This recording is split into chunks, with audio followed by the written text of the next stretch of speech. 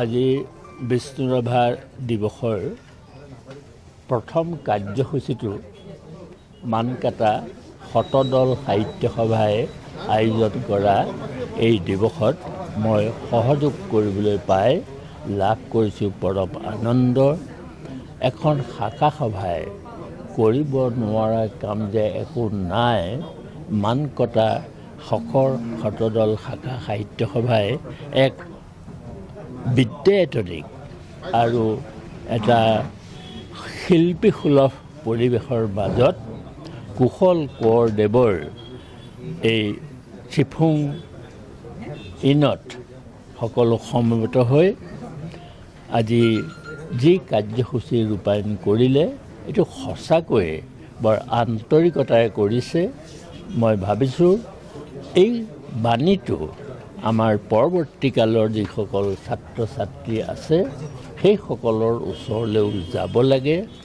আৰু এই সুযোগতে মই এটা কথা ক'ব খুজিছোঁ যে অসম সাহিত্য সভাই আমাৰ ক্লাছ 8ৰ পৰা 10লৈকে এই শিশুসকলক মানসিকভাৱে স্বাস্থ্যৱান কৰি তুলিবৰ কাৰণে আমি কিছুমান কাৰ্যসূচী লৈছোঁ।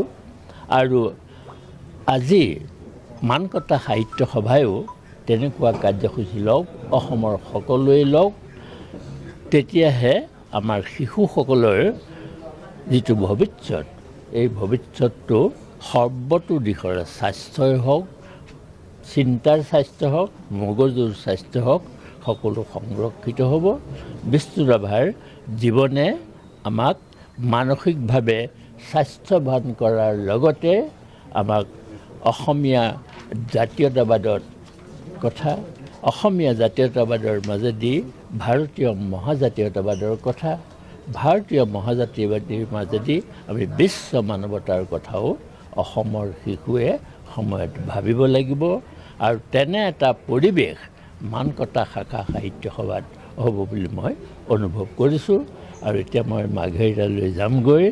মই ইমানতে মই যিখিনি ক'বলগীয়া কথা আছে মই সামৰিছোঁ।